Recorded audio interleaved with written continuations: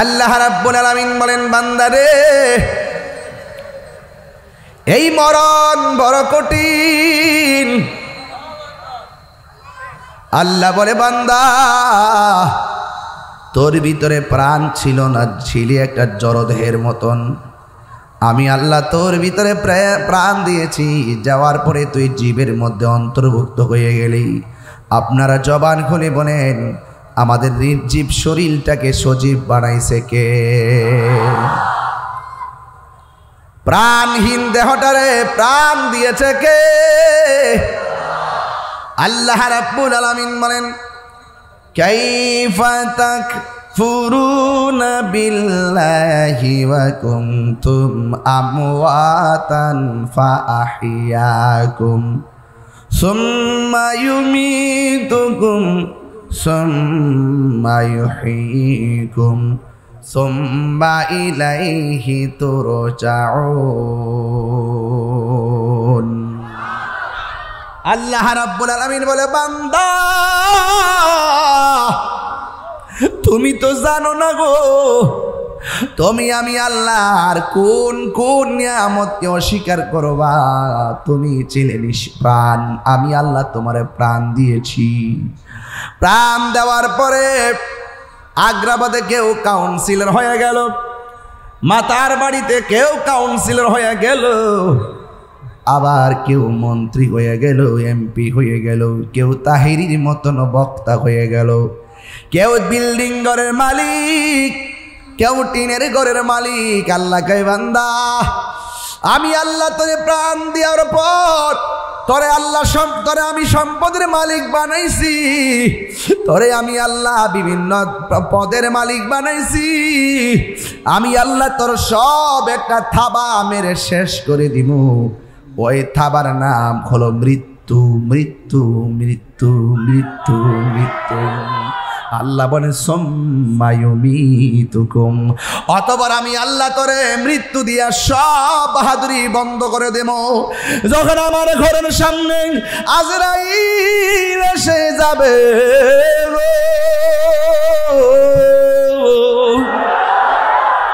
সেই দিন দুনিয়ার ব্যাংকের টাকা দিয়ে হায়াত রেনু করা যাবে না। দুনিয়ার সব মানুষ তোমার পাশে বসে থাকলে এই রুহটারে ধরে রাখতে পারবে না। ঠিক কি না? হায়াতের মালিক কে? আল্লাহ বলে, আমি তোরে মৃত্যু দিব, মৃত্যু। আমি আল্লাহ যখন তোরে মৃত্যু দিয়া দিব, তুই মনে করিস না তোর জীবন যাওয়ার পরে সব শেষ। না রে না, না রে না, না রে না, না রে না। আমি আল্লাহ তোরে মরণ দেওয়ার পরে কবরে আবার জীবন দিব। জীবন দেওয়ার পরে আমি আল্লাহ তোরে এমন একটা ঘাটের মধ্যে ফালামো। আমার নবী, আপনার নবী বলে, কবর হইল আখিরাতের প্রথম মঞ্জিল। এই কবর যার ভালো হইয়া যাবে, হাসরের ময়দান তার ভালো হয়ে যাবে। এই কবরে যে ধরা খাইয়া যাবে, পুলসিরাতের ঘাটে ধরা খাইয়া যাবে, মিজানের পাল্লাই ধরা খেয়ে যাবে, হাসরের ময়দানে ধরা খেয়ে যাবে। এই কবরটা হলো আখিরাতের প্রথম মঞ্জিল। আমার নবীর একজন সাহাবী, যার নাম হলো উসমান যুন্নুরাইন রাদিয়াল্লাহু তাআলা। উসমান কে চিনেননি? যার কাছে আমার নবীর দুইটা মেয়ের বিয়ে দিয়েছেন, যার কাছে আমার নবীর দুইটা মেয়েকে বিয়ে দিয়েছেন। এর মধ্যে একটা মেয়ের নাম হলো কুলসুম, আর একটা মেয়ের নাম হলো রুকাইয়া। উসমানের কাছে আমার নবী এত মজা পাইছে।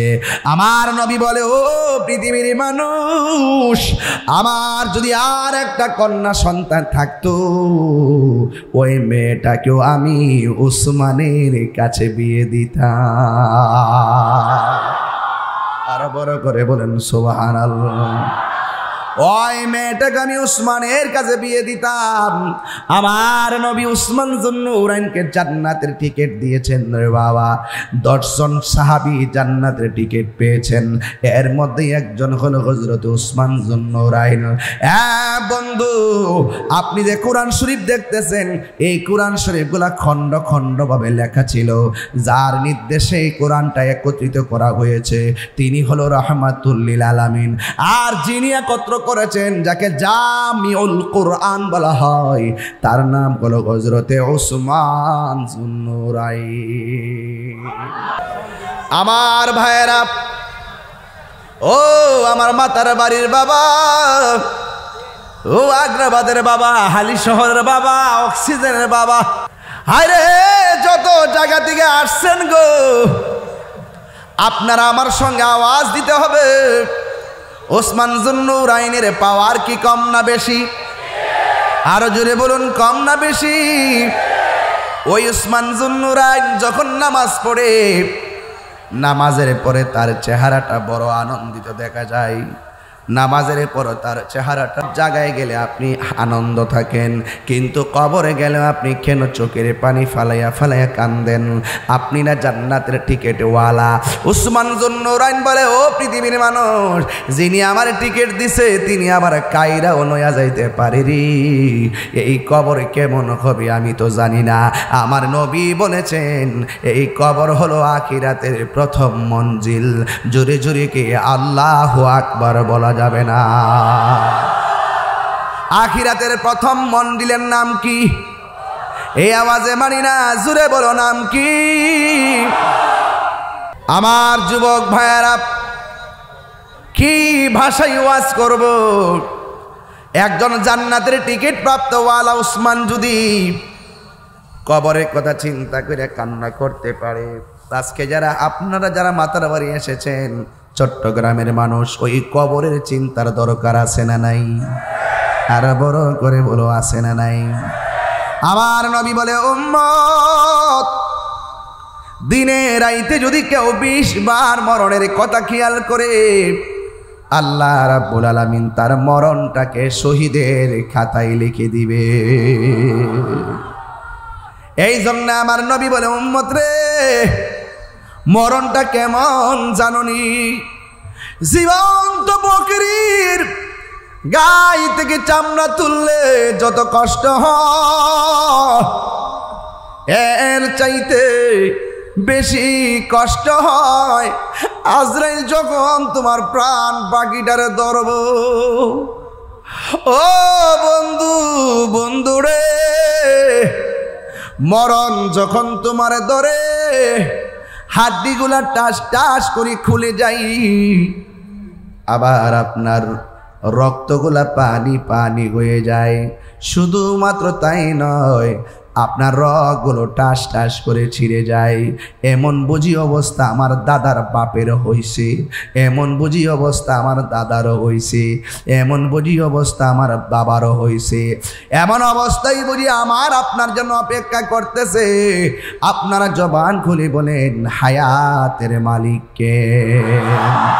আহা, এই জন্য আমার যুবক, আমার নবী, আপনার নবী বলে, উম্মত, আজরাইল যখন তোমার রুহটারে ধরবে, এত অনুরোধ করবা, কিন্তু আজরাইল মানবে না।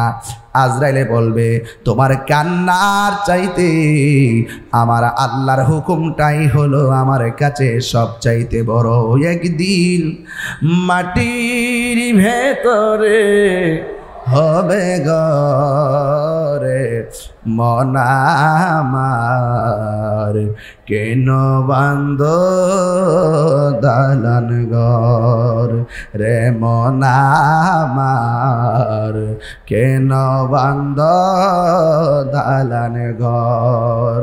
প্রাণ পাখি ওরে যাবে পিঞ্জর ছেড়ে, ধরা ধামে সবই রবে, তুমি যাবে চলে, ঠিক না? বন্ধু বান্ধব যত, মাতা পিতা তারা শত, হয়ে যাবে সবই তোমার পরে মন আমার, কেন বান্দ দালান ঘর রে মন আমার, কেন বান্দ দালান ঘর। একদিন মাটির হবে ঘর রে মন আমার কেন বান্ধ দারণ ঘর ঠিক কিনা এ আব্বুরি ও যুবক ভাইয়েরা আমার নবী আপনার নবী রহমাতুল লিল আলামিন বলে গো ইমানদার হলে মরণটা কবে সুন্দর। আপনারা বলেন আমরা কি ইমানদার না বেঈমান? আরো জোরে বলুন, আমরা কি ইমানদার না বেঈমান? ইমানদারের কাছে আজরাইল আসবে, ঘরের দরজার মধ্যে দাঁড়াইব, মাতার বাড়িতে দাঁড়াইয়া দরজায় দাঁড়াইয়া ইমানদার আজরাইলে সালাম দিব। এমন সালাম আমরা চাই কি চাই না? জীবনে এমপির সালাম দিলেন, মন্ত্রীর সালাম দিলেন, জীবনে বাবার সালাম নিলেন, বন্ধুর সালাম নিলেন, আজরাইলের সালামটা সেদিন কেমন লাগবে সহজে বোঝা যায়। আজরাইল আইসা সালাম দিয়ে কি বলবে? ও আল্লাহর বান্দা, আল্লাহ আমারে পাঠাইছে তোমার রূহটা নেওয়ার জন্য। কি বলো? মাতার বাড়ি ইমানদার বলবে আজরাইল এত দেরি করো কেন, তাড়াতাড়ি লইয়া যাও, আল্লাহর সঙ্গে আর নবীর সঙ্গে দিদারের জন্য মনটা পাগল পাগল হইয়া রইছে। আল্লাহু আকবার। আল্লাহ বলে হে বান্দা আমি তোরে বানাইলাম। বানাইছে কেডা? আমরা বানাইছে কে? এখন মরণের ঘাটে গেলে তো বোঝা যাবে দিনটা কেমন যায়। ওই মরণের ঘাটে যাওয়ার আগে আমাদেরকে আল্লাহ চিনার দরকার আছে না নাই? যদি নবীর প্রেমে না মইজা দুনিয়ার প্রেমে যদি মরে যান তাইলে কবর বড় কঠিন হয়ে যাবে। এই জন্য আল্লাহ বলে বান্দারে আমি আল্লাহ তোরে মায়া কইরা বানাইছি, তোর চেহারাটাকে আমি আল্লাহ নিজের হাত দিয়া বানাইছি। এই চেহারাটার মধ্যে একটা মুখ লাগাইছি, এই মুখ দিয়ে তোরা আমি আল্লাহর জিকির করবি। আর এই মুখের মধ্যে একটা জিহ্বা দিয়েছি, এই জিহ্বা দিয়ে তোরা আমাকে ডাকবি। আর জিহ্বার মধ্যে কিছু থুতু দিয়েছি, যদি আমি শুকনা রাখতাম তোদের গলা শুকাইয়া মারা যাইতি। ও বন্ধু, আল্লাহ রাব্বুল আলামিন আমার চেহারাটা আপনার চেহারাটা বড় মায়া কইরা বানাইছে।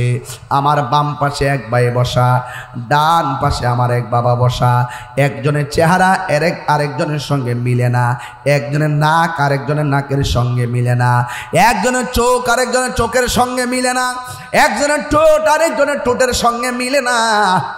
এবার একটু চিন্তা করে দেখেন, আমি তিনজনের কথা বললাম, অথচ এই জায়গার ভিতরে 15-20 হাজার মানুষ পুরুষ মহিলা মিলে, কিন্তু একটা বার খেয়াল করে দেখেন একজনের চেহারা আরেকজনের চেহারার সঙ্গে মিলে না, ঠিক কিনা? আল্লাহ বলে হে আমার বান্দারা, আমি আল্লাহ তোর চেহারার মধ্যে একটা কপাল দিয়েছি, কপাল। তোরা আমি আল্লাহ পাকের দরবারে কপালটারে নাক করে জমিনে লাগাইয়া আমি আল্লাহর হাজিরা দিবি। তোরা যদি দৈনিক 5 ওয়াক্ত যদি হাজিরা দেস, আমি আল্লাহ তোদেরকে আমার বান্দা থেকে বন্ধু বানাইয়া নিব। ওই রকম হাজিরা যারা দিছে তারা খাজা গরিবে নওয়াজ হয়ে গেছে। কথা বলেন ঠিক কিনা? ওই রকম হাজিরা যারা দিছে গো, এরা গাউসুস সাকালাইন পীরানে পীর গাউসুস সাকালাইন কাইয়ুমে জামানি শেখ সৈয়দ মীর মুহিউদ্দিন আব্দুল কাদের জিলানী আল হাসানি ওয়াল হুসাইনি রাদিয়াল্লাহু তাআলা আনহু হয়ে গেছে। কথা বলেন ঠিক কিনা? আমার ভাইরা, আমরা বান্দা থাকতে চাই না, আমরা আল্লাহর বন্ধু হতে চাই। বন্ধু হতে গেলে দুনিয়ার কাউকে খুশি করতে নয়, আমার রহমাতুল লিল আলামিনকে খুশি করতে হবে। নবীজিকে জানের চাইতে বেশি ভালোবাসতে হবে, সন্তানের চাইতে বেশি ভালোবাসতে হবে, মায়ের চাইতে বেশি ভালোবাসতে হবে, বাবার চাইতে বেশি ভালোবাসতে হবে। ওয়ান্নাস আজমাইন, সকল মানুষের চাইতে আমার নবীকে ভালোবাসতে পারলেই তুমি হয়ে যাবে আল্লাহর ওয়ালি। কথা বলেন ঠিক কিনা? নামাজ পড়বেন পড়ার মতো, রোজা রাখবেন রাখার মতো, হজ করবেন করার মতো, জিকির করবেন করার মতো, মানবিক কাজ করবেন করার মতো, যেখানে লোক দেখানো হবে না, যেখানে লৌকিকতা হবে না, দুনিয়ার কোনো মানুষকে নয়, আল্লাহকে সন্তুষ্ট করতে গিয়ে আমার রবকে সেজদা দিবেন। কথা বলেন ঠিক কিনা বলেন? আমার রবকে সেজদা দিতে হবে, দেওয়ার মতো দিতে হবে। এই জবান দিয়ে যার জিকির হবে, এই জবান দিয়ে সুদের টাকা ঢুকতে পারে না। এই জবান দিয়ে যার দুরূদ হবে, এই জবান দিয়ে গাঞ্জা খাওয়া চলবে না। এই জবান দিয়ে যার জিকির আওয়াজ হবে, এই জবান দিয়ে গালিগালাজ চলবে না। হাত তুলে বলো ঠিক কিনা বলো। আপনাদের কি বলছি, এমন হতে পারে আজকের মাহফিল কাহারো জন্য জীবনের শেষ মাহফিল। আজকের মাহফিল আমাদের জন্য শেষ মাহফিল হতে পারে কি পারে না? আজকে বড় খুশি, আমরা সবাই খুশি। এর চাইতে বেশি খুশি হলো অন্ধকার কবরে যারা শুয়ে আছেন তারা। ঠিক কিনা বলেন? অন্ধকার কবরে যারা শুয়ে আছেন তারা আজকে অনেক খুশি। ইমানদার হওয়া সহজ। ইমানদার হয় কারা? আমার রাসূল বলেন, আলা আলা ঈমান আল ঈমান লা মুহাব্বাত আলাহ। যার অন্তরে আমি নবীর মহব্বত নাই তার ঈমান নাই। যার ঈমান নাই তার নামাজের দাম নাই। যার ঈমান নাই তার রোজার দাম নাই। যার ঈমান নাই তার হজের দাম নাই। ঈমান আছে তো আল্লাহ আছে। আল্লাহ বলতেছেন, বন্ধু আপনাকে ভালোবাসলেই আমি আল্লাহকে ভালোবাসা হয়ে যাবে। সুতরাং আল্লাহ মানা নবী মানা নয়, নবী মানলেই আল্লাহ মানা হয়। কথা বলেন ঠিক না বেঠে? আমরা সুন্নিরা যারা নবী নবী করি, জশ্নে জুলুস পালন করি, এরা আমাদেরকে বেদাতের ফতোয়া দেয়। এই বেদাত এখন আর খায় না। তোমরা বেদাতের সংজ্ঞা নির্ণয় করতে ব্যর্থ হয়েছ। তোমরা বেদাতের প্রকারভেদ চিহ্নিত করতে ব্যর্থ হয়েছ। তোমরা ঢালাওভাবে বেদাত বেদাত বলে বলে সেই বেদাতে হাসানাকে নিকৃষ্টতার কাতারে নিয়ে যাওয়ার চেষ্টা যখন করেছ, তখন আমরা দলে বলে রাজপথে লক্ষ লোক মাঠে নেমে প্রমাণ করে দিয়েছি, জশ্নে জুলুস পালন করা দলিলের ব্যাপার না, এটা মহব্বতের ব্যাপার। তাহলে ইমানের দাম কম না বেশি? ইমানদারের সাথে কি মাটি খারাপ ব্যবহার করবে? এই বাবুরা করবে? আমার বাবারা এটা করবে? ইমানদারের সাথে কি মাটি খারাপ ব্যবহার করবে? ইমানদারের সাথে আজরাইলও খারাপ ব্যবহার করবে না। ইমানদারের সামনে, ইমানদারের সাথে কিয়ামতের আলামত যখন শুরু হবে, সেই ভয়াবহ তাণ্ডব ইমানদারকে গ্রাস করবে না। বুঝতে পেরেছেন? ইমানদারদের জান মালের জিম্মাদার আল্লাহ নিয়েছেন জান্নাতের বিনিময়ে। কিসের বিনিময়ে? জান্নাতের বিনিময়ে। এই জন্য রাসূল বলেন, ইমানদারের সামনে এসে, আচ্ছা বাবারা আমি যেভাবে চিল্লাই আপনারা কি রাগ করেন? আবার যদি বলেন শব্দ দূষণ তাহলে একটু কমাই দিব, কারণ আমার বাড়ির থেকেও বইলা দেব আজ মাহফিল বেশি চিল্লায়েন না। এই চিল্লান যে কোন সময় গড়ে শুরু করেন আল্লাহ জানে। আমি বলছি আর এটা কি তাকো না কো, মাঠ হইলে হাজার হাজার লোক, গড় হইলে তুমি একলা। আমি কিতা একটা মানুষের উপরে কিতা জুলুম করতে পারি? হ্যাঁ ওই আসে মারা হজরে গান। হ্যাঁ আরেকটা বাড়াইতাম, তুই আয়াস না, আয়া দেওয়াস না, গরমে কথা কন কত কঠিন। আল্লাহ গরজরে গন না, মনে হচ্ছে মাসটা বুঝি অত সহজ বুঝি। বাবা ধারাবাহিকভাবে চালাই যাস না মাইক দেয়, একটা মাইকিং করলে গলা বাস হয়ে জায়গা। এটা আল্লাহর রহমত দিকে না ভারী, কথা কন ঠিক না বেটে? আরো বড় করে ঠিক কিনা বলেন? আমার জীবন মরণ সাজাবো মাদানী রঙ্গে, আমার জীবন মরণ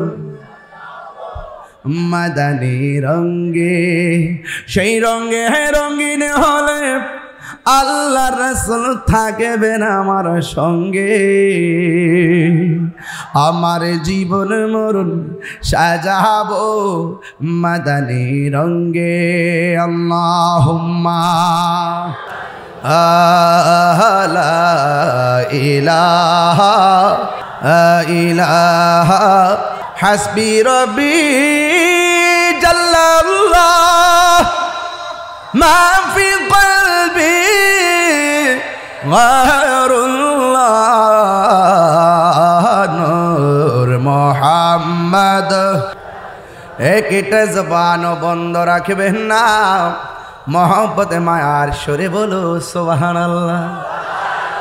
মদিনা ওয়ালা ওয়ালা গো, মদিনা ওয়ালা গো, মদিনা ওয়ালা ওয়ালা গো, মদিনা ওয়ালা। সুবহানাল্লাহ। ইমানদার সামনে আজরাইল আইসা সালাম দিবে। সালাম দেওয়ার পরে কি করবে জানেননি? ইমানদারের মাথার কাছে গিয়ে বসবে। সুবহানাল্লাহ করে রে। এখন মাথার পাশে যে তার স্ত্রী বসা, আজরাইল দেখেনি? দেখে? আজরাইল বলে দেখে। কি থাকো বাঙালি, যে বাঙালি আজরাইল দেখলে বাইন্দা রাখলে, যে এই বাঙালি জীবনে বোঝান যেত না, এমন আবেগী বাঙালি আমার জন্মের পর দেখছি। হ্যাঁ, আল্লাহ জানে। এই বসো। আমার যুবক ভাইরা, ও বন্ধু, ইমানদারের মাথার পাশে গিয়ে বসবে রে বাবা। বৈশা কি করবে জানেননি? বৈশা ইমানদারের মাথার চুলের মধ্যে আঙ্গুল গোলারে চিরুনি বানাইয়া, সুবহানাল্লাহ কেন গেলাম, ইমানদারের মাথার মধ্যে আজরাইলের আঙ্গুলগুলোকে চিরুনি বানাইয়া মাথার চুলের মধ্যে এমনি এইভাবে কি করবে জানেননি? ইমানদারের চুলের মধ্যে আশ্রয়া দিবে। নাই নাতি যখন ছোটবেলায় নানার মাথার চুলের মধ্যে ধরে, নানার চোখে ঘুম ঘুম ভাব আসে। কথা কোন ঠিক কিনা? আজরাইল আইসা ইমানদারের মাথার চুলের মধ্যে চিরুনি দিয়ে আশ্রয়া দিবে। অথচ এই লোকটার ডান পাশে মা বসা, বাম বসা, বন্ধু বসা, বান্ধব বসা। আজরাইল যে কথা বলতেছে, ঘরের মানুষের কোনো খবর। আরো যেন খবর। আজ থেকে 19 বছর আগে একটা গান গাইতাম, মানুষকে আমি বলে গান গাই, এই জন্য এখন এগুলো সাইরা দিছি। এখন 19 বছর পর, 19 বছর আগে যেই গানটা গাইছি, এখন আইসা এই বয়সে তারা গানের অর্থ বিছরা পাইছে। এটা কোনটা জানেননি? কইতাম নি রে বাবা। রংমহলে থাকবার বন্ধু পালঙ্কে শুইয়া, কোন সন্ধানে আজরাইল ঢুকিল আসিয়া, দুয়ারে প্রহরী তৈয়া প্রবেশ করলো কে মোহনে, আর কি দেখা হবে রে মাতার বাড়ি বাসি জীবনে। ঠিক কিনা? আমার পাশে আমার মা, আমার পাশে আমার বাবা বসা আছে রে। আজরাইলে আমার মাথার চুলের মধ্যে আশ্রাইতেছে, কেউ টের পায় না।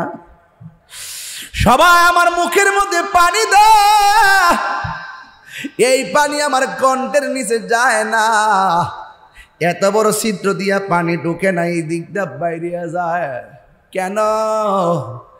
আল্লাহ গো, আমি তারা পানি পান করার রিজিকের দরজায় তালা মারছি, যতই চেষ্টা করো কোনো লাভ হবে না। জোরে জোরে কন্যা ঠিক কিনা রে বাবা? আমার আল্লাহ তার রিজিকের দরজায় তালা মারছে। বান্দারে 2 দিন যদি চাকরিতে না যায়, বেতন কাইটা দেয়। 1 মাসের মধ্যে 15 দিন চাকরিতে না গেলে বেতন কাইটা দেয়, হাজিরা না দিলে। অথচ আমার আল্লাহ 5 ওয়াক্ত নামাজের হাজিরা আমরা দিছে। আমরা 1 দিন গেলাম না, 2 দিন গেলাম না, 3 দিন গেলাম না। দুনিয়ার মালিক মালিকানা পাইয়া 15 দিন না গেলে বেতন কাইটা দেয়। আর আমার আল্লাহর হাজিরা দিয়ে আমরা মাসের পর মাস দেই না। আল্লাহ যদি ইচ্ছা করতো রে বাবা, মাছের কাঁটা গলার মধ্যে লাগাইয়া আমাদের রিজিকের দরজায় তালা মারতে পারতো কি পারতো না? ওই আজরাইল মাথার চুলের মধ্যে চিরুনি দিয়া আসর দিব। এবার বান্দার চোখের মধ্যে একটা ঘুম ঘুম ভাব আসবে। এবার আজরাইলে কানের কাছে মুখটা লাগায় চুপি চুপি বলবে, ও আল্লাহর বান্দা, ও আল্লাহর বান্দা, আমি কিন্তু এমনি কোথাও আসি না, আমি আসছি আল্লাহ হুকুম করেছেন তোমার রুহটারে নিয়ে যাওয়ার জন্য। তুমি কি বলো? ইমানদার বলবে, আজরাইল আর দেরি কইরো না গো, আমার রুহটারে লইয়া যাও, আমি যারে দেখার জন্য পাগল, তাড়াতাড়ি রুহ নিয়ে আমার সেই ব্যবস্থা করে দাও। আজরাইলে যেই মাত্র রুহুর মধ্যে ধরব, এই মুহূর্তে আল্লাহ জান্নাতের একটা ফেরেশতারে ডাক দিয়ে বলে, ও আমার ফেরেশতা, জান্নাতের মধ্যে যা, এদিকে তাকান, জান্নাতের মধ্যে যা, জান্নাতের মধ্যে যাইয়া সাদা রঙের একটা কাফন ল, কাফন একটা কাপড় লয়, কাপড়, এই কাপড়টা লইয়া ওই বান্দার চোখের সামনে দাঁড়াবি। কোনো বান্দার ঘরের দরজার সামনে সাদা কাপড় নিয়ে দাঁড়াইয়া থাকবে, আর হাতের মধ্যে একটা আতরের বোতল থাকবে।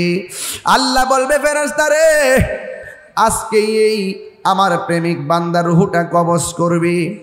যেই মাত্র রুহটা কবজ করবে, আজরাইলের হাত থেকে তোমার হাতে আনবা, আইনা জান্নাতের সাদা কাফন দিয়া এই রুহটারে বাইন্ডিং করবা। সুবহানাল্লাহ কন্যা গিল্লাইয়া, এই রুহটারে বাইন্ডিং কইরা তুমি আসমানের দিকে একটা উড়াল দিবা। ওই ফেরেশতা মাতার বাড়ি ঘরের দরজায় এসে দাঁড়ায় গেছে। আজরাইলে মুমিনের জান সার্জারি করতেছে, রুহটা নিতে দেরি। ওই জান্নাতের ফেরেশতা তার এই কাফনের ভিতরে রুহটা নিয়ে গেল। রুহটারে নিয়ে তিনি আসমানের দিকে উড়াল দিল। প্রথম আকাশের মধ্যে গেল, ইয়া আইয়াতুহান নাফসুল মুতমাইন্নাহ ইরজিই ইলা রাব্বিকি রাদিয়াতাম মারদিয়াহ ফাদখুলি ফি ইবাদি ওয়াদখুলি জান্নাতি। প্রথম আকাশের মধ্যে ফেরেশতা যাবে, আজ ওই ফেরেশতারা সালাম দিবে। দ্বিতীয় আসমানের মধ্যে যাওয়ার পর ফেরেশতারা জিগাইব, তোমার হাতে কি? কই মাতার বাড়ির ইমানদারের রূহ নিয়ে আইছি। মাতার বাড়ির ইমানদারের কথা শুনতে দেরি, ফেরেশতা সালাম দিতে দেরি করবে না। তৃতীয় আকাশের মধ্যে গেল, মাতার বাড়ির ইমানদারের রূহটা দেখবে। দেখার পরে তৃতীয় আসমানের ফেরেশতা সালাম দিব, চতুর্থ আসমানের ফেরেশতা সালাম দিব, পঞ্চম আকাশের ফেরেশতা সালাম দিব, ষষ্ঠ আকাশের ফেরেশতা সালাম দিব গো। ওই শব্দ আকাশের মধ্যে যাবে, যাওয়ার পরে সালাম দিব। এবার আল্লাহ বলবে, ফেরেশতারা তোমরা সপ্তম আকাশ পাড়ি দিয়েছো, এখন বলেন হুজুর সপ্তম আকাশটা কেমন? এক নম্বর একটা আসমান বানাইছে আমার আল্লাহ লোহা দিয়া, আর একটা আসমান বানাইছে আল্লাহ পাথর দিয়া, আর একটা আসমান বানাইছে আমার আল্লাহ স্বর্ণ দিয়া, আর একটা আসমান বানাইছে ইয়াকুত দিয়া। ও বন্ধুরে, বন্ধুরে, ও মাতার বাড়ি রে বাবা,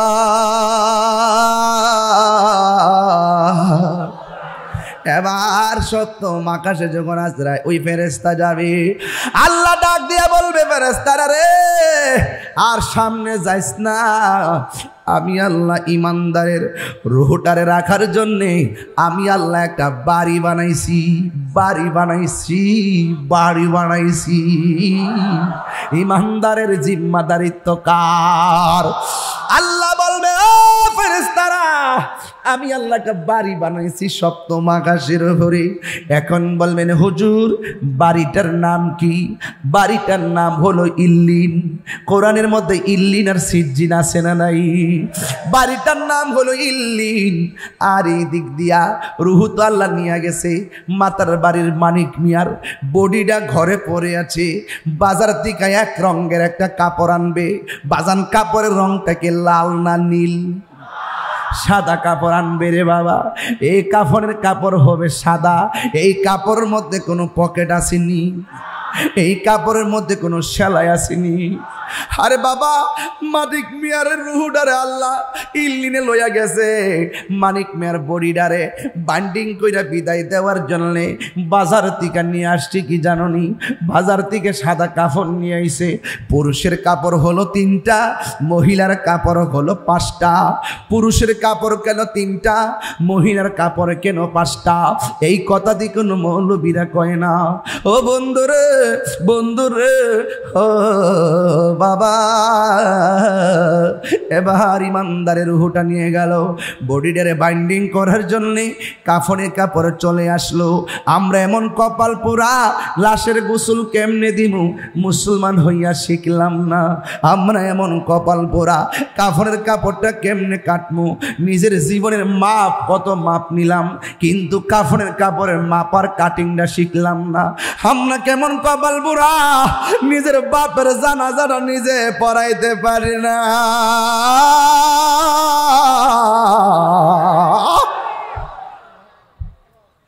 আমরার মতো কপাল পোড়া আর কেউ নাই রে।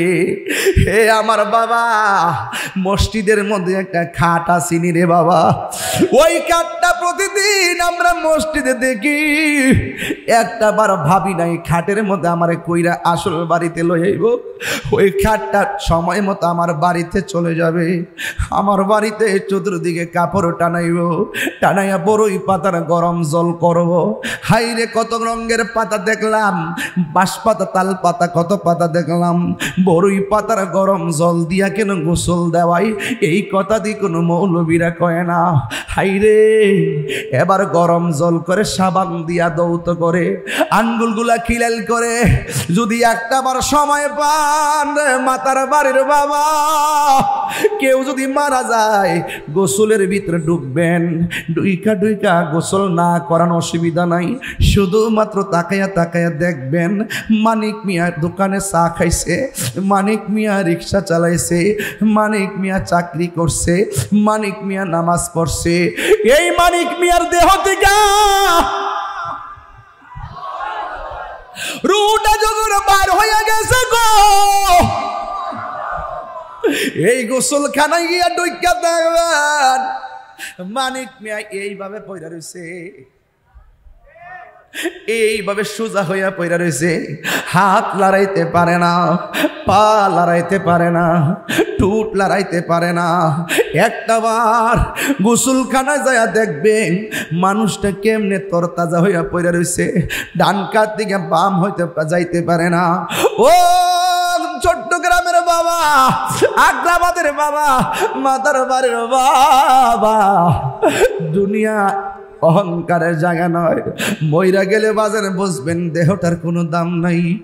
ও বন্ধুরে, গরম পানি দিয়া জল করতেছে, বেশি গরম পানি দেয় না, বেশি ঠান্ডা পানিও দেয় না, কত মায়া। এই কথা আমি প্রায় মাহফিলের মধ্যে বলি, বেশি গরম পানি দেয় না, বেশি ঠান্ডা পানিও দেয় না, কত মায়া। আবার জোরেও টিপ দেয় না, কত মায়া। আবার শোয়াতিকে বসাইয়া পেটের মধ্যে চাপ দিয়া পায়খানা বের হলে টিস্যু দিয়া পরিষ্কার করে, এমনি কাহারো পায়খানার মধ্যে কেউ ধরে না। ওই মুহূর্তে গোসল দেওয়ার সময় মলমূত্র যখন বের হয়, পেটের মধ্যে চাপ দিলে যখন পায়খানা বের হয় টিস্যু দিয়া পরিষ্কার করে দেয়, কত মায়া। মায়া রে মায়া, কত মায়া। এমনি আমরা কাদের মধ্যে বেশি ভার লই না, অথচ লাশটাকে নেওয়ার জন্যে কত মানুষ কাঁধে লইয়া তারে বিদায় দিতে হয়। কাদের মধ্যে অনেক ভার লাগে, কিছু মনে লই না, কত মায়া। মায়া রে মায়া। জানাজার মাঠের মধ্যে লইয়া,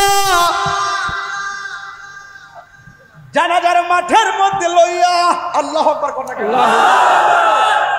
জানাজার মাঠের মধ্যে লইয়া একটা মানুষ লাশের পাশে দাঁড়ায়, দাঁড়ায় কয় আমার ভাই আপনাদের সঙ্গে চলেছে, চলার পথে যদি বলবি আর তুমি কইরা তাকে আল্লাহর হস্তে মাফ করে দিবেন। লাশটা 1 সেকেন্ড লড়তে পারে না। আমি প্রশ্ন রাখতে চাই যুবক,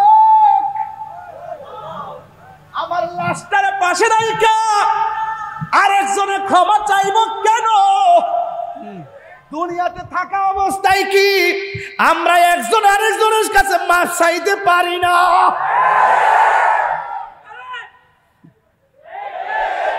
আমরা কি বলতে পারি না, বন্ধু তোকে অনেক কষ্ট দিছি, আব্বা আপনার অনেক কষ্ট দিছি, আম্মা আপনার অনেক কষ্ট দিছি, ও দোকানদার ভাই আপনারে বড় কষ্ট দিছি, ও মসজিদের কমিটি আপনারে বড় কষ্ট দিছি। আমরা কি বলতে পারি না ভাই রে, ও ভাই হারিয়ে যাব একদিন আমি, রব নাই ভুবন চিরদিন, হারিয়ে যাব একদিন আমি, রব নাই ভুবন চিরদিন। ক্ষমা করে দিও তোমরা আমায়, বলো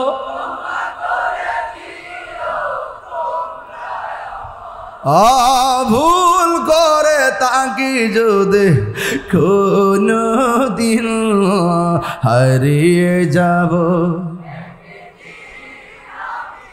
আর রব নাই ভুবন চিরদিন। বাঁশি বাগানে, বাঁশের আছে এই বাঁশঝাড় আছে, বাঁশি বাগানে বা গুরুস্থানে হয়তো দিবে মোরে খবর, বাঁশি বাগানে বা গুরুস্থানে হয়তো দিবে মোরে খবর, তোমরা আমায় যাবে ভুলে, রাখবে না জানি কোন খবর, পড়বে কি মনে আমার কথা, ফেলবে কি অস্ত্র কোনো দিন, হারিয়ে রব নাই ভুবন চির, ক্ষমা করে দিও তোমরা আমায়, বলো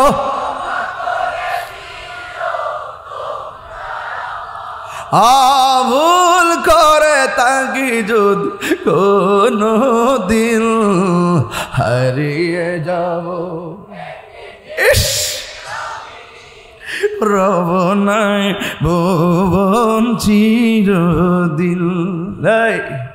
এ কাদের মধ্যে লাশ নিয়ে গুরুস্থানে যাই রে, দুইজন কবরের নামে কি নামে না, দেশ না রে হাতে দে, কত মায়া কত মায়া, মাটির মধ্যে টাপ মাইরা ফালায় না, ব্যথা লাগবে কত মায়া।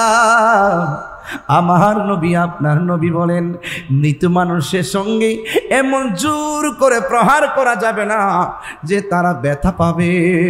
আর আমি কোন দেশে বাস করলাম, কবরের দিকে লাশ তুইল্লা গায়ের মধ্যে আগুন ধরাইয়া দে, এমন মানুষ সমাজে বাইরিয়া গেছে। কথা বলেন ঠিক কি?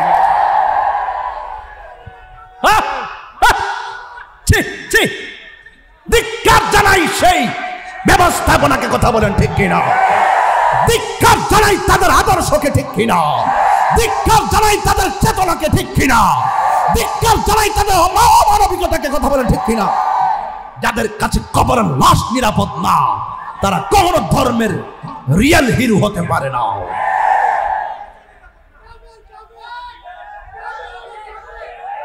কথা বলুন। মুসলমান ইতিহাসটারে কলঙ্কিত করে দিলি, শেষ করে দিলি। এই কলঙ্ক কখনো মুছবে না, এটা পরীক্ষার মধ্যে আসবে, এটা সারা জীবন অঙ্কিত হয়ে থাকবে। আবার বড় বড় আলাপ করো যে ভণ্ডামি করছে, ইমাম মেহাদি দাবি করছে, মাজার পূজা করছে, এই করছে সেই করছে। আরে বেটা, যখন দুনিয়াতে থাকা অবস্থায় করছে তখন দললি নাকি লেগে? মানুষ মারা গেলে তো তোর তোর অধিকার নাই, সেই বিচারে ফয়সালা তো আল্লাহ করবেন, ঠিক কিনা গো? মানলাম যে তার মাজার হচ্ছে, তুই যদি মানুষ হতি লাশ তুইলা নিয়ে প্রয়োজনে তোর ঘরের ভিতরে কবর দিতি, তারপরে মনটাতে বুঝ দিতাম একটা লাশের আগুন ধরাইয়া আবার গায়ের মধ্যে, হ্যাঁ হিন্দু লাশ হিন্দু পুরাইতে পারে, হিন্দু লাশটা পর্যন্ত মুসলমান আগুন দিতে পারে না। এটা আমার ইসলাম এলাও করে না, এটা আমার ইসলাম কি করে না, এলাও করে না। আর একটা হিন্দু মেয়ে মুসলমান হয়েছে আমার কাছে, একটা মেয়ে মুসলমান হয়েছে আমার হাতে। এই পর্যন্ত প্রায় 17 জন লোককে আমি মুসলমান বানিয়েছি। আপনারা কি বিভিন্ন মাহফিলে পান নাই? ভিডিও ফুটেজগুলো দেখেন না আপনারা?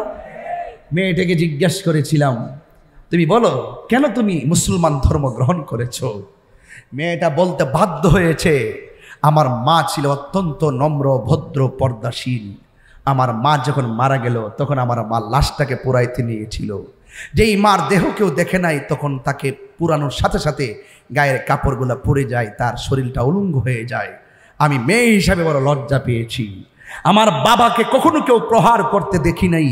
আমার বাবার লাশটা যখন পোড়ানো হয়েছে, পাগুলো বাঁকা করে দিয়ে লাঠি দিয়ে বাইরানো শুরু করেছে, তখন আমি রাতের বেলা একটু চিন্তা করলাম, একদিন তো হয়তো আমাকে ওইভাবে পড়বে, আমিও একদিন উলঙ্গ হয়ে যাব, আমার দেহ সবাই দেখবে, এভাবে আমাকে আঘাত করবে না।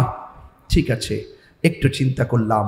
হঠাৎ করে ভাবলাম, মুসলমান মারা গেলে কত সুন্দর করে গোসল দেয়, কত সুন্দর করে কাফন দেয়, কবরে নামানোর সময় কত মায়া।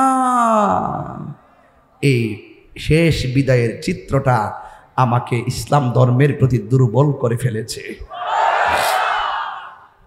খবর নিয়ে দেখেন, এমন কোন দিন নাই রাত নাই বিধর্মীরা কালিমা পরে মুসলমান হচ্ছে না। আমরা কি কাউকে জোর করি? জোর করে ধর্মান্তরিত করা কি জায়েজ আছে? লা ইকরাহা ফিদ্দীন, ধর্মের মধ্যে কোনো জোর জবরদস্তি। আপনার কাজ হলো আপনার আদর্শের কথা প্রেজেন্টেশন করা। দেখবেন কেউ যদি আপনার প্রেজেন্টেশনটা গ্রহণ করে, আলহামদুলিল্লাহ। কথা বলেন ঠিক কিনা বলেন? এই জন্য আমার যুবক, আমি বলছিলাম 2 জন কবরে নামে কি নামে না? এই এলাকায় কি গুরুস্থান আছে? যারা গেছে তারা কি আর ফিরে আইছে? কেউ আসে নাই, কেউ আসবে না। ও আপনার যারা বসছেন, বন্ধু বান্ধব মিলাই বসছেন না? আপনার খুব বন্ধু আজকে মইরা দেখেন, যারা মাঠ থেকে দৌড় মারে, কয় ক্রিকেট খেলা আছে বন্ধু। 5000 ফ্রেন্ড দেখেন না মোবাইলে, একটা লেখা দিয়া দেখেন, মাত্র 20টা কমেন্টস। কথা বলেন ঠিক কিনা? বন্ধু কবরে যাবে না, মাটি দিল, সব দিল। মনে আসেনি রুহুডার কথা কেনা? মনে আসেনি? আমি না মানিক মিয়া রুহু ইল্লিনের কেলাম, মানিক মিয়ার বডিডারে কাফন দিবার লাগিয়া মাতার বাড়ি থেকে কিনে আনলাম কাফনের কাপড়। সাদা না কালা? পকেট আসেনি? হ্যাঁ নাই।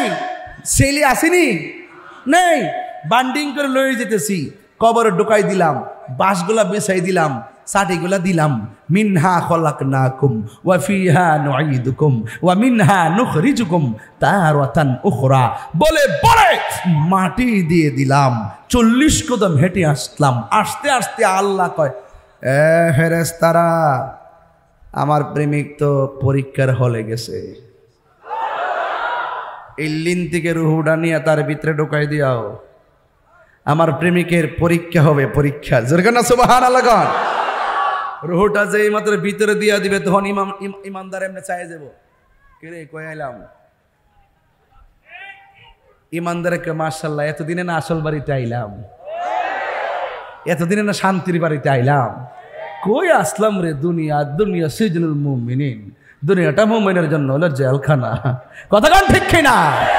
কবরে যাওয়ার ইমানদার কি ভাব লইব? এমনি 2 জন ফেরেশতা ঢুকবে। সুবহানাল্লাহ বলবেন না? ঢুইকা বলবে, ভাই বসো, উঠায়া বসাবে। বলবে, মা রব্বুকা, বলবে রব্বি আল্লাহ। ওয়া মা দীনুকা, তোমার দিন কি? বলবে দীনি আল ইসলাম। তোমার এই যে কবরে লোকটা বসে আছে, তিনি সম্পর্কে তোমরা কি বলতে? জোরে কন্যা সুবহানাল্লাহ কন্যা কেন? আচ্ছা বলেন তো, মাতার বাড়ির মানুষ জবানটা খুললে কোন কবরের ভিতরে কি আমার নবী সরাসরি আসবেন নাকি ছবি দেখাবে? আমার নবীর সরাসরি আসার ক্ষমতা আছে না নাই? তাহলে কবরে যাবার পরে প্রশ্ন করবে কয়টা? এখানে আমার রবের প্রশ্ন আছে না নাই? এখন মাতার বাড়ির মানুষ জবানটা কইলে কোন আল্লাহ কি দুইজন না একজন? আঙ্গুল তুলে কোন আমার মতো তোলেন, এই আঙ্গুলটা অনেক অনেক কিছুর জবাব হয়ে যাবে। আল্লাহ কয়জন? সেজদা পাওয়ার মালিককে? আল্লাহ ছাড়া কি কাহার কাছে মাথা নত করা যাবে? আজকে যারা আমাদেরকে ওয়াজে বাধা দেয় তারা প্রশাসনকে কি বোঝায় জানেন?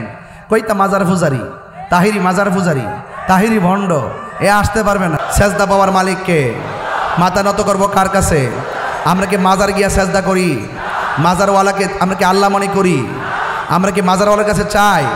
কার কাছে চাই? তাহলে আমরা মাজার পূজারি বলে কেন? এটা হলো একটা টেক, এটা হলো একটা অপপ্রচার, এটা হলো গুজব। কথা বলেন ঠিক কিনা বলেন? দেখছেন না গুজব তোলে, এদের বিভিন্ন ফলোয়ার আছে, এরা অনলাইনে অনেক শক্তিশালী। ওরা দেখবেন চোখের পলকে আপনাকে 10 নামাই দিছে। ওরা গোপনে গোপনে সব করবে, ফাঁকে আপনাকে চাঁদাবাজ বানাই দিবে। ওরা গোপনে গোপনে সব করবে, গোপনে গোপনে আপনাকে দুর্নীতিবাজ বানাই দিবে। ওরা গোপনে গোপনে সব করবে, যত যত ভণ্ডামি আছে সব তারা করবে, তলা তলা আপনাকে ভণ্ড বানাই দিবে। এদের ফলোয়ার অনেক। এই জন্য আমার যুবক ভাইরা, তোমরা অনলাইনের জবাব অনলাইনে দিতে হবে, মুখের জবাব মুখে দিতে হবে, লাঠির জবাব লাঠিতেই দিতে হবে। কথা বলা ঠিক কিনা? কষ্ট দিয়ে ফেলছি আপনাদেরকে। আমি কিন্তু কাউকে ছাড় দিব না। আমি এত ফ্রেশ কথা বলতেছি, এরপর আমাকে ট্যাগ লাগায়। আমি কি কোনো সময় সায়া সুবির গান গাইছি? হিন্দি গান গাইছি? ব্যান্ডের গান গাইছি? আধুনিক গান গাইছি? আমি নবী শান গাইছি। শানের সামার তালে তালে জিকির করছি। সামা গাওয়া জায়েজ, জিকির করা জায়েজ, দুরূদ পড়া জায়েজ, নবী শান গাওয়া জায়েজ। আতিউল্লাহ ওয়া আতিউর রাসূল ওয়া উলিল আমরি মিনকুম, আল্লাহর আনুগত্য, নবীর অনুসরণ, আউলিয়া কেরামের অনুকরণ, এই তিনটার কথা তো আল্লাহই কোরআনে বলেছেন। কথা বলেন ঠিক না বেঠে? ভাত খাস, ভাত খাস, ভাতের লগে সানম খাস না, তরকারি খাস না? আমি ভাত খেয়ে নিই, তারপরে কথা বলবো। কি রে পানি খাস না? সব কথা কি বলতে হয়? সব কথা বলতে হয়। এই জন্য আমি এখন শান গাওয়া কমাই দিছি। লাস্টে শুধু একটা শান দিয়ে বুঝাই দিছি, আমারই শান সুর ছন্দ, যদিও লাগে কারো মন্দ। নবীর শান সুর ছন্দ, যদিও লাগে কারো মন্দ। যদিও লেগে যায় দ্বন্দ্ব, যদিও লেগে যায় দ্বন্দ্ব, আমারই শান আমারই সুর, সবই যে নবীজির জন্যে, সবই যে নবীজির জন্যে। কবরে কি নবী না ছবি? ছবি। খারো খারো খারো,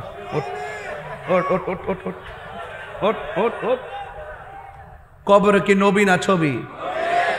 হ্যাঁ তোমার কোকিল গায় কইছে, কবরে কি নবী না ছবি? নবী। বাহ, ফাঁস করছে। ও এটা চট্টগ্রামের মানুষ তো, এগুলো আশিকের রাসূল। কথা কান ঠিক কিনা? মদিনা বালার দেশত আস্তে এটি ফরে কমো, ফরে ফরে এর ঠিক করে। এই বাবা, এই আর সিলেস না, বহ। এই যে বাতাস করতেছে, বাতাস করতে, বসো বসো। আর দুষ্টাম করিস না পাগলা, পাগলা দুষ্টাম করিস না। আচ্ছা বহ।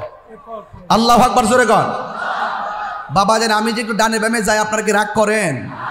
আমি ডানে বামে যাই কেন? সব তো আমার বয়সের লেভেলের মানুষ বেশি, এই জন্য তাদের মাধুরীতে মিশে আমি কথা বলতেছি। এই তরুণ যোদ্ধা যদি আমার সাথে থাকে, ইনশাআল্লাহ 24 ঘন্টার ভিতরেই আমরা মাদক 24 কিলোমিটার মাটির নিচে ঢুকাই দিতে পারবো।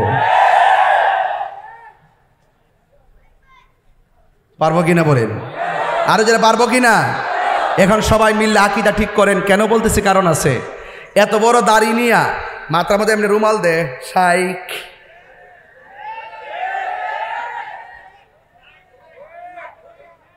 ইউটিউব মৌলবি, গুগল মুফতি, ফেসবুক মুফাসসির, আমরার মতন 12টার পরে 1টার পরে এমন হাজার লোক নিয়ে জীবনে এরা ওয়াজ করার চান্স নাই। শুনলে না করতো, এটা কি ভাবলি খা? এটা ইউটিউবের ব্যবসা করে, উল্টা পাল্টা একটা ফতোয়া দে, এটা যত ভিউয়ার্স হইব হ্যাঁ একটা ব্যবসা ইনকাম করতে পারবো। এটা হলো একটা ইনকাম করার ধান্দা আর কি, বুঝেন না ব্যাপারটা? যে একটা উল্টাপাল্টা একটা ফতোয়া দিয়ে দিলাম, এটা বাইরে লয়ে গেল, ভিউয়ার্স হইলে ফাঁকে দা আমার ডলার ঢুকতে পাইল। এই জন্য আমি বলি এই মৌলবীরা ডলার খায়া কালার পাল্টায়, কথা কন ঠিক কিনা? ইদানিং একটা জিনিস খেয়াল করছেন না আপনারা, আমাদের অনেক হুজুর আর দোয়ার ভাষাই পাল্টাই গেছে গে, টেহা দিলে দোয়ার ভাষা পাল্টাই জায়গা। আর অহন তো সুদের ওয়াজ করোই না মৌলবীরা, ওয়াজ করে ডরা ডরা ডরা ওয়াজ করো না। সুদ যে হারাম এটা কি মোল্লার কথা না আল্লাহর কথা? তো তুমি ডরাও কিনলে গিয়া, তুমি ডরাও দু হিডা হিডা হিডা। আমরা যে কই এই দেশে একমাত্র পিওর শিওর একদম নিট এন্ড ক্লিন আহলুস সুন্নাত ওয়াল জামাত। এরা টাকার কাছে ঈমান বিক্রি করে না, ঠিক কিনা বলেন? কি মৌলবী? গুমটা মৌলবী। ইউটিউব মুফতি, গুগল মুফাসসির, ফেসবুক মুহাদ্দিস। উনি বলতেছে কবরে নবীর উপরে দরুদ ও সালাম পড়লে নবী শুনে না, এমনকি নবী রওজা মুবারকের পাশে যায়ও যদি পড়ে তারপরও শুনে না। এরপর কি বলে জানেন? কবরের ভিতরে নবী আসার কোনো ক্ষমতা নাই। এখন আপনারা মাতার বাড়ির মানুষ বলেন কবরে কি নবী না ছবি? এই বিশ্বাস আপনাদের আসেনি? কার কার আছে দুই হাত তুলে দেখেন না কেন? এই বিশ্বাস আমাদের আছে কিনা বলুন?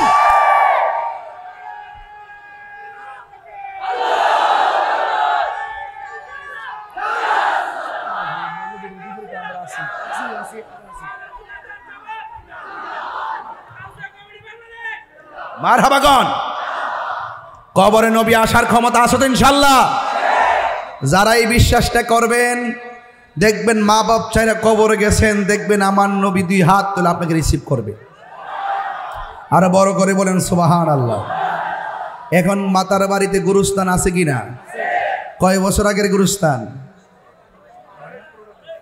কয় বছর হইব? 200 বছর। কয়শো বছর? ইতিহাস জানবেন না একটা, কবর দেওয়ার পরে 3 দিন পরে আপনার নাকটা পচে যাবে। সারা জীবন মনে করছেন ফ্যাটটা মনে ফুটটা জায়গা, ঠিক না? এই নাকটা পচে যাবে। নাকটা সর্বপ্রথম এটা নরম, পেটের ভিতর থেকে কীড়াগুলা এই নাক দিয়ে প্রথম বের হবে, পোকাগুলা বাইরে বাইরে সবাই খবর দিবে একটা দারুণ খাবার পাইছি, তাড়াতাড়ি আসো। পোকামাকড় লাইন দিয়ে কবরে ঢুকবে। 3 দিন পরে নাকটা পচে যাবে। 6 দিন পরে আঙ্গুলের নখগুলা খুলে যাবে। 9 দিন পরে মাথার চুলগুলো পড়ে যাবে। এরপরের স্টেপটা চোখগুলা খুলে যাবে। এরপরে পেটটা ফেটে যাবে। এরপরে হাড্ডি থেকে গোশতগুলো ছেড়ে দিবে। এরপরে আপনার হাড্ডির যে জোড়া একের পর এক পাট পাট পরে থাকবে। বাবা জানলে বলছিলাম গুরুস্থানের বয়স কত? তিনি বললেন 150 বছর। এখন ইতিহাস বলতেছে আপনার আজকে থেকে 60 বছর আগে যে মারা গেছে, 60 বছর যখন পূর্ণ হয় একটা মানুষের হাড্ডিও কবরে আর বাকি থাকে না, সব মাটির সঙ্গে মিশে যায়। তার মানে কি আমার দাদা যদি মরে গিয়ে থাকে, আমার দাদার বাপ যদি মরে গিয়ে থাকে, কি হয়ে গেছে? কি হয়ে গেছে? তো আমার দাদার যেই দশা আমারও কি আরেক দশা হবে নাকি? এই জন্য যুবক প্রশ্ন আছে, আপনার হাড্ডি পচে গেল, আপনার বডি পচে গেল, আপনি যাই বলেন না বলেন, যত অপবাদই দেন না কেন, ওই ফাগলার যে কবর থেকে তুলছেন 14 দিন পরে বেড়ার কিছুই হইছে না। কার ভিতরে কিতা আছে, কোন কারণে পড়ছে না, কিরে হইছে না, যেমন আসিনে মনে হয়, এটা কেডা জানে? বেশি মাওলানাগিরি দেখায় না। গুমটার তলে ফুংটার বাসা, কথা কন ঠিক কিনা? নামাজ পড়লে জাহান্নামে যাবে, রোজা রাইখে জাহান্নামে যাবে, হজ কইরা জাহান্নামে যাবে। একমাত্র ভিতরে রিয়া, অহংকার আর বেনামাজি আর বেঈমানের কারণে কথা বলেন, ঠিক কিনা? বেটা তুমি কাকে কি বলতে চাইতাছো? কাকে কি বলতে চাও? আমি জানি মনে করলাম সে ভণ্ড, যে হোক না কেন। দলিলে কি বলে, আজ থেকে প্রায় 400 বছর আগে কবর দিছে এক জায়গায়, নদী ভাঙ্গে গেছে, দেখতেছে ওই নদীর মধ্যে লাশ, যেমনে কাফন দিছে এইভাবেই রয়েছে। মাটি একজনকে খাইয়া শেষ করে এলা, আবার কাহারও দেহের মধ্যে মাটি স্পর্শ করা, পোকামাকড় স্পর্শ করে আল্লাহ হারাম করে দিয়েছেন। এরা বান্দা, তুমিও বান্দা, আপনিও বান্দা, আমিও বান্দা। তো আপনি বান্দা কবরে যাওয়ার পরে পচে গেলেন, আর ওই বান্দা এখনো 750 বছর পরও ওই কবরে জিন্দা কিভাবে? তার দেহের মধ্যে পচন ধরে নেই কেন? তিনি বলছেন, আমার জীবনটাকে মোস্তফার কদমে কুরবান করে দিয়েছি। একটা হলো বান্দা, আর একটা হলো বন্ধু। বান্দা আর বন্ধু এক জিনিস। এবার আসেন দলিলে কি বলে। দলিলে কি বলে? এই কবরে 100 বছর, 500 বছর, 1000 বছর মানুষ পড়ে থাকবে। এমন একটা সময় আসবে যেই সময়ের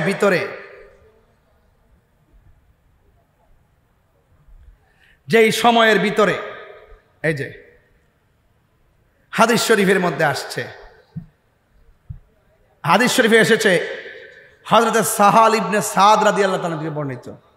তিনি বলতেছেন, ইউহশারুন নাসু ইয়াউমাল কিয়ামাতি আলা আরদিন।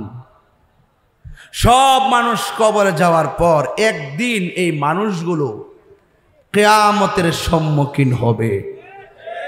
আর কিয়ামতের সম্মুখীন হওয়ার পর ইউহশারুন নাসু ইয়াউমাল কিয়ামাতি আলাল আরদিন, একটা জমিনের মধ্যে তাদেরকে একত্রিত করা হবে। বাইদা আফরা, ওই ময়দানের যে মাটি হবে, এই মাটিটা হবে পুরা মাটি। যেরকম কোন মাটি বলে না, কোন মাটি? কাউরুসাতিন নাকি, এই মাঠের মধ্যে কোনো গাছপালা থাকবে না। লাইসা ফিহা আলামুন লি আহাদিন, এটা সবার জন্য সমান হবে। আরেক হাদিসের মধ্যে বলছে, ইউহশারুন নাসু ইয়াউমাল কিয়ামাতি হুফাতান উরাতান, বলছে হাসরের মাঠে মানুষ যখন কবর থেকে একত্রিত হবে, সে থাকবে উলঙ্গ। কি থাকবে? তার পায়ের মধ্যে কোনো জুতা থাকবে? কথা বলেন, তার পায়ের মধ্যে কোনো জুতা থাকবে না। কুলতু, আয়েশা সিদ্দিকা বলেন, আমি জিজ্ঞেস করলাম, ইয়া রাসূলুল্লাহ, আন-নিসাউ উযলাউ ওয়া রিজালান জামিআ, রিজালু জামিআ। ইয়া রাসূলুল্লাহ, নারী এবং পুরুষ এভাবেই একত্রিত হবে। ইয়ানজুর বা'দুহুম ইলা বা'দিন, একজন আরেকজনকে দেখবে। এটা কেমন মাঠ? ইয়া আয়েশা, রাসূল বলেন, হে আয়েশা, আল আমরু আশাদ্দু মিন আয়ানজুরা বা'দুহুম ইলা বা'দিন। আয়েশা রে, তুমি যে বলতেছো একজন আরেকজনকে দেখবে না, কবর থেকে মানুষ যখন উলঙ্গ অবস্থায় পুরা মাটির মাঠে গিয়ে একত্রিত হবে, যেই মাঠে কোনো গাছ থাকবে না, মাথার 8 বিঘাত উপরে সূর্য থাকবে, নিচের পুরা মাটিটা হবে তামার মতন, আর মাথার 8 বিঘাত উপরে 12টা মুখ নিয়ে যখন দিবে তাপ, তখন 1 সেকেন্ডের জন্য কাহারো দিকে তাকাইবার সময় পাবে না। চিৎকার মেরে কি আল্লাহু আকবার বলবেন না? আয়েশা, এইভাবে ঘাটটা বাঁকা করে তারা হাসরের মাঠে যাবে, একজন আরেকজনকে দেখার কোনো সুযোগ পাবে না। আয়েশা বলেন, ইয়া রাসূলুল্লাহ, বড় কঠিন মাঠ হবে গো। আমার আল্লাহর হাবিব বলে, উম্মত, ওই সূর্যের তাপ যখন তোমার মাথার মধ্যে লাগবে রে, বাতের মার যেমন করে ছিটে টকবক করে ডানে বামে ছিটে ছিটে পড়ে, তোমার মাথার মগজগুলো এমনভাবে ছিটে ছিটে ডানে বামে পড়বে। সেই দিন মা সন্তানকে পরিচয় দিবে না, সন্তান মাকে পরিচয় দিবে না। সবার জবানের ভিতরে একটা মাত্র স্লোগান, নাফসি নাফসি বলে কান্না করবে, নাফসি নাফসি বলে কান্না করবে, নাফসি নাফসি বলে কান্না করবে। এমন একটা মাঠ, এই যে এদিকে দেখেন, কেউ গিরা পানিতে সাঁতার কাটবে, কেউ হাঁটু পানিতে সাঁতার কাটবে, কেউ কোমর পানিতে সাঁতার কাটবে, এই পানিগুলো কর্ণফুলীর পানির মতন ঠান্ডা হবে না, এই পানিগুলো দুনিয়ার আগুনের চাইতে 70 গুণ গরম হবে। সেই পানি, ওই পানির মধ্যে তারা একেবারে সাঁতরাইব। আল্লাহরে ডাক দিয়া বলবে, আল্লাহ ও আল্লাহ গো, আর সহ্য করতে পারি না। একদিন নয়, 2 দিন নয়, হাসরের ময়দানে একদিন দুনিয়ার 50,000 বছর, এমনভাবে হাসরের ময়দানে 50,000 বছর মানুষ গরম পানির মধ্যে দাঁড়ায়া থাকবে। ওই কঠিন মুসিবতে একজন নবীকে তাকায়া দেখবে, দাঁড়ায়া রয়েছে, জিজ্ঞাসা করবে, ও নবী, আপনি আমাদের আদম নবী, আমাদের আদি পিতা, মেহেরবানি করে আমাদের জন্য একটু সুপারিশ করেন না। আদম নবী বলবে, আমি পারবো না। আল্লাহ আমারে বলছে গন্ধম খাইতে নিষেধ করলো, আমি গন্ধম খেয়েছিলাম, যদিও আল্লাহ আমারে ক্ষমা করেছে, এখন আমার মধ্যে ভয় কাজ করে। আদম নবী বলে নাফসি নাফসি, ইব্রাহিম নবী বলে নাফসি নাফসি, জাকারিয়া নবী বলে নাফসি নাফসি, ইউনুস নবী বলে নাফসি নাফসি, সব নবীগণ নাফসি নাফসি বলে কাঁদবে। ও যুবক, কেন নামাজ পড়বেন জানেননি? কারণ হাসরের ময়দানে সর্বপ্রথম হিসাব হবে নামাজের হিসাব। এই জন্য নামাজ পড়ব। বেনামাজি হইয়া কবর গেলে নবী বলে কবরের 2 পাশের মাটি তোমাকে চাপা মারবে। আর হাসরের ময়দানে নামাজের হিসাব না দিয়া একটা কদম সামনে যেতে পারবে না। অর্থ কোন পথে ব্যয় করছো এই হিসাব না দিয়া সামনে যেতে পারবে না। যৌবন কোন কালে ব্যয় করছো এই তুমি যদি এই হিসাব না দাও, একটা সেকেন্ডও সামনে যাওয়া যাবে না। সবার মুখের মধ্যে নাফসি নাফসি। আল্লাহর হাবিব বলেন, ওই কঠিন মুসিবতের সময় কিছু কিছু মানুষের গায়ের মধ্যে একদম আগুনের শিকল দিয়া তারে বাইদা রাখা হয়েছে। নবী আমার ডাক দিয়া বলে, আল্লাহ আকবার জোরে হবে, নবী আমার ডাক দিয়া বলবেন, আল্লাহ গো আল্লাহ, এরা কারা গো যাদেরকে ওই শিকল দিয়া বেঁধে রাখা হয়েছে, আগুনের শিকল দিয়া তাদেরকে পোড়াইতেছে গো। আমার নবীকে আমার আল্লাহ ডাক দিয়া কয়, ও বন্ধু, এরা কারা জানেননি? এরা হলো দুনিয়ার ওই সমস্ত বান্দা বান্দি যারা দুনিয়াতে মা বাবারে কষ্ট দিয়েছে। যুবকের দল পায়ের মধ্যে হাত দিয়া বইলা দিয়া যায়, এখনো সময় আছে রে বাবা। মা বাবা যারা বেঁচে আছে কখনো কষ্ট দিয়েন না। আমার মতো বাবা হারাইলে বুঝবেন বাবা হারা ব্যথা কত কঠিন। কথা কোন ঠিক কিনা? আরে কত ঈদ যাই, কত ঈদ যাই নতুন জামা লাগা, মা বাপ ছাড়া ঈদ কি মজা লাগে। কত কুরবানি যায়, গলা ভর্তি করে গোশত খায়, কিন্তু মা বাপ না থাকার কারণে মনে শান্তি লাগে না। বাবা গো বাবা, বাবা গো বাবা, বাবা তুমি কেমন আছো ছোট মাটির ঘরে, তোমার কথার হৃদয় মাঝে পড়ছে বারে বারে। বাবা গো বাবা, বাবা গো বাবা, কত আদর কত স্নেহ তোমার কাছে পেলাম, সব কিছু হারিয়ে আজকে নিঃস্ব হয়ে গেলাম।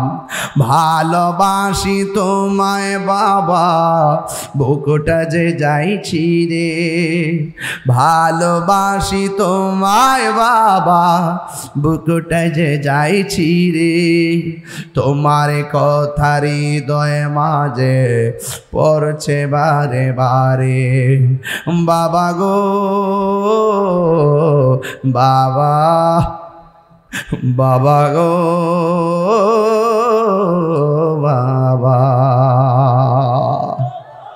নবী আমার ডাক দেয়া বলে, উম্মত রিদার রব্বি ফি রিদাল ওয়ালিদাইন, ওয়া সাকাতুর রাব্বি ফি সাকাতিল ওয়ালিদাইন, পিতামাতার সন্তুষ্টিতে আল্লাহর সন্তুষ্টি, পিতামাতার অসন্তুষ্টিতেই আল্লাহর অসন্তুষ্টি। এখন আপনারা জবান খুলে বলুন, আমরা মা বাবার খেদমত চাই কি চাই না? কারা কারা চান দুই হাত তুলে দেখেন ইনশাআল্লাহ। নারে তাকবীর, নারে রিসালাত। মার পাগল যারা, তারা মোবাইলে ফ্ল্যাশ লাইটটা জ্বালায় দেন। এই কালো শার্ট পাঞ্জাবি বসো। মার পাগল যারা আছেন, বাবার পাগল, মোবাইলে লাইট জ্বালাই দেন। শেষ একটা গজল গায়ে যায়। আমাকে এখান থেকে ময়মনসিংহ যেতে হবে, এই জন্য অনেক দূর, বাবা গাজীপুর। একটু মোবাইলটা জ্বালিয়ে দেন, নর্মাল সেট হলে সেট জ্বালান। কে বলছে বাংলাদেশ গরিব, টাকার অভাব নাই? এখানে মিনিমাম কয়েক কোটি টাকার সম্পদ। এই মোবাইলটা আমার দিলে তো মোটামুটি আর ওয়াজ নসিহত দরকার ছিল না। অনেক টাকার খেলা। আমারটা তো ছোট্ট মোবাইল, একটু হাতটা লাড়া দেন তো বাবা, এরকম হবে।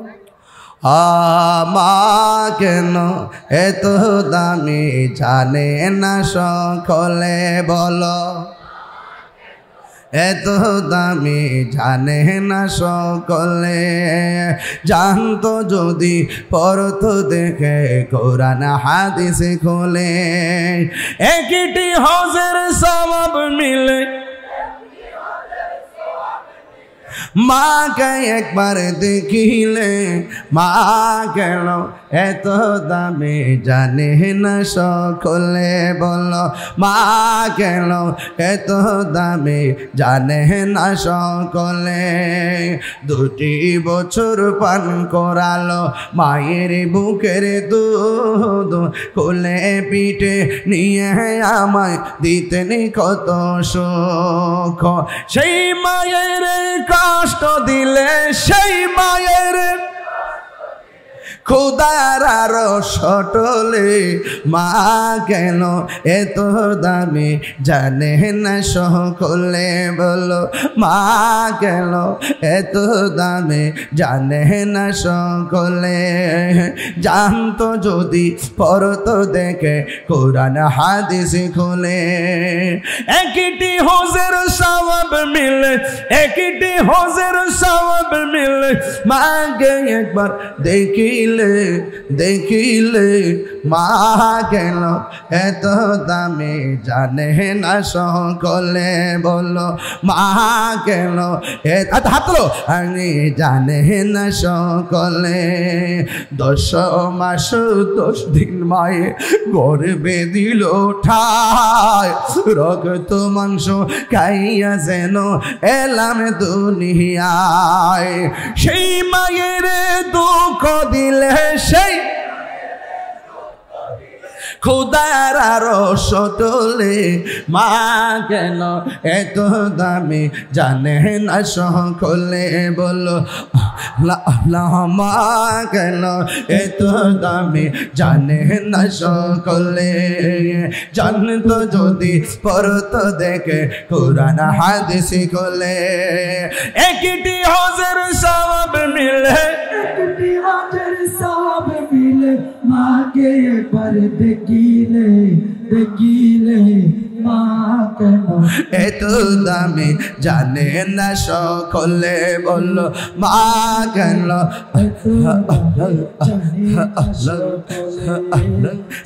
তো যদি পড়তো দেখে কোরআন হাদিস খোলে, মা গো বলো না মদিনা কত দূর, হে মা গো বলো না মদিনা কত দূরে, সেথায় আমি যাবো কেমন করে, শুনেছি সেথায় নাকি, শুনেছি সেথায় নাকি দয়াল নবী আছে রে, মা গো বলো না মদিনা কত দূরে, সেথায় আমি যাবো কেমন করে, মা গো আমি তোমার কাছে চাই না চকলেট মিষ্টি, তাহার রোজা দেখিতে চাই যার জন্য সব সৃষ্টি, সে আশা বাদলো বাসা দয়াল রে,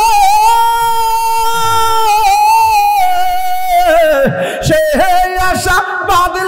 ভালোবাসা আমার অন্তরে মাগো বলো না মদিনা কত মাগো বলো না মদিনা কত দূরে সেথায় আমি যাব কেমন করে শুনেছি সেথাই নাকি শুনেছি সেথাই নাকি কামলিওয়ালা আছে রে মাগো বলো না মদিনা কত দূরে মাগো বলো না মদিনা কত দূরে মদিনা কত দূরে মাগো বলো না মদিনা কত দূরে কি বুঝাইছি কি বুঝাইছি জানি মার প্রশ্ন করছো মা বলো না মদিনা কোথায় মদিনায় যাব আর আমার নবী বলে উম্মত তুই যদি তোর মায়ের চেহারার দিকে একবার যদি নেক নজর তাকাস আমার আল্লাহ তোর আমল নামাই কবুল হজের সওয়াব দিয়ে দিবে আল্লাহু আকবার আল জান্নাতু তাহতা আকদামিল উম্মাহাত মায়ের পায়ের নিচে সন্তানের জান্নাত বলছিলাম রাসূল বলছেন হাসরের মাঠে মার অবাধ্য সন্তান যারা এই মুহূর্তে যদি আমি আমার ভাই নাম নাকি সালাউদ্দিন ভাইকে নিয়ে আর বাবা আপনার নামটা জয়নাল আবেদিন বাজানকে নিয়ে এই মুহূর্তে যদি আমি বাতার বাড়ি ঘরে ঘরে যাই দেখবেন 70% নালিশ আমাদের কাছে আসবে সালাউদ্দিন ভাইয়ের কাছে আসবে জয়নাল সাহেবের কাছে আসবে আমার কাছে আইসা বলবে হুজুর ওয়াজ তো করেন আমার সন্তান তো আপনার সামনে বসেই ওয়াজ শুনে কিন্তু আমার সন্তান আমার সঙ্গে ভালো ব্যবহার করে না 70% ঘরের ভিতরে সন্তান দ্বারা মা সম্মান পায় না 70 কেন 90% ওই সন্তানের পরিবারের দ্বারা সন্তানের বউয়ের দ্বারা তার মা ভালো আচরণ পায় না কথা বলেন ঠিক কিনা চুল পরিমাণ মূল্যায়ন করে না যেই শাশুড়ি যেই মা মনে করেছিল সন্তানকে বিয়ে করানোর পর আমাকে আমার ছেলের বউ আমাকে উজুর পানি বানিয়ে দিবে আজকে খবর নিয়ে দেখলাম উজুর পানি বানাইব দূরের কথা পয়সা খাওয়ার পানি দেয় না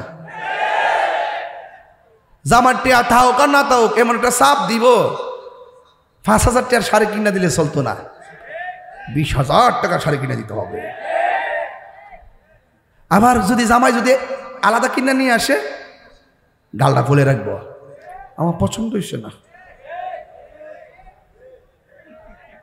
জামার যেমন আয় স্ত্রী চিন্তা করতে দিব না আমার জামাই যতটুকু বেতন পায় 20,000 বেতন পায় ছেলে মেয়ে আছে সংসার আছে মা বাপ আছে সব 20,000 বেতনই পায় এখন শাড়ি যদি মার্কেটিংটা যদি এবার কিন্তু 50,000 লাগবো ঈদের আগে একটা বাড়ি মারে এবার কিন্তু আমার 50,000 টাকা নিচে হইতো না এগুলো করবেন না স্বামী যদি একটা 300 টাকার শাড়ি কিনা দেয় মনে রাখবেন এটা 3 লক্ষ টাকার শাড়ি ঠিক কিনা বলেন আরো জোরে বলুন আর বোর মার্কেট করতে যাঠি হই সব মার্কেট করে কিন্তু মার কেনাকাটাটার মনে থাকে না কাম্মা আমার মনে নাই আব্বা কয় পুত্রে মন লাগতো না পাঞ্জাবি জিরা সেটা নতুন ওই বালিশের নিচে দিয়া সকালে আয়রন কইরা ফইরা জাগা ঠিক না বাজান বিদেশ থেকে সন্তান আইলে সর্বপ্রথম মা তার চেহারার ফাইল তাকায় আর বউ তাকায় হাতের দিকে কয়টা ব্যাগ আনছে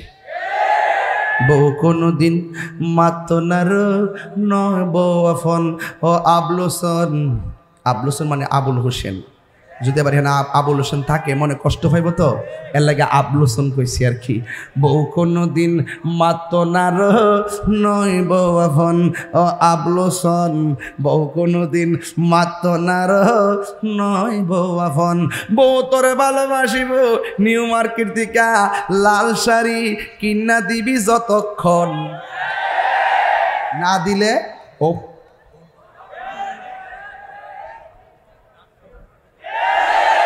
ফুয়ার যদি কোনো জায়গায় আফত বিপদ হয় বউয়ের আগে মা জানন কথা মিশা নয় বড় করে ঠিক কি কাগজটা লিখে দিব আমি কাগজটা লিখে দিব ফুয়ার যদি কোনো জায়গায় আপদ বিপদ হয় বউয়ের আগে মা জানন কথা মিশা নয় বউ তোর যেন তেন একটা গেলে আর দুইটা আইব, চিন্তা করিস না বউ, তার মানে 3টা করিস না কিন্তু সাবধান। বউ তোর জানতেন মা হইল অমূল্য ধন, বউ কোনদিন মাত না নয় বউ আফন, ও আবলুসন বউ কোনদিন মাত না ন বউ আফন, ঠিক না? তুমি যদি তোমার শাশুড়িরে এই আঙ্গুল দেখায়া অর্ডার করো, একদিন এমন সময় আইব তোমার ছেলের বউ তোমার ফায়ের আঙ্গুল দেখায়া ইশারা করব। খেতেরিডা খেতেই ভাঙ্গে, কামা তা দিনু তু দানে, যেমন কর্ম যেমন কর্ম। তাইলে আজকের ওয়াজ পরিষ্কার। এই লোক কি নিউ মার্কেট গেলে কেমন লাগলো ওই জায়গাটা হারাইলে? এটা দেখছিলাম এবার, খুব সুন্দর লাগছে আমার কাছে, যে এবার দাঁড়াইছি সুন্দর লাগে। এই জায়গাতে সুন্নিয়তের একটা প্রোগ্রাম দরকার, যে কোনো একটা প্রতিবাদ সভা হবে এখানে ইনশাল্লাহ। দেশের সার্বভৌমত্ব রক্ষায় আর ধর্মের সুরক্ষায় একদিন প্রতিবাদের আওয়াজ হবে, ঠিক কিনা বলেন? সবাই প্রস্তুত থাকো, ঠিক কিনা বলেন? রাজি আছি না নাই? ওয়াজও যেভাবে আসেন, প্রতিবাদে তো যান না।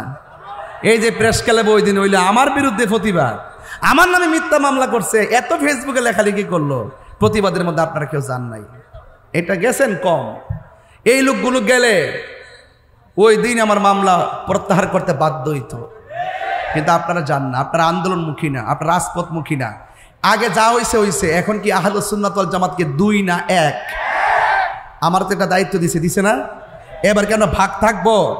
এবার চিন্তা করছি আমরা যে দিকটা যামু একদিকে যামু, এবার আমরা ভাগ হইতাম না। কথা কন ঠিক না বেটে? যে দিকে যামু একদিকে যামু। রাজি আছেন কিনা বলেন? দিন শেষে সুন্নিয়তে আমরা আপন, কথা বলেন ঠিক কিনা? আল্লাহ আমাদের সকলকে বোঝার তৌফিক দান করুক, আমিন কন। যাই হোক, স্টেজে বসছি, কারেন্ট 2 ঘন্টা হয়ে গেছে বাজান, সময়টা কোন দিকে গেল টেরও পাই নাই। তবে একটা কথা বলে দিয়ে যাই, এই মাহফিলটা আগামীতে হোক, আপনারা চান কি চান না?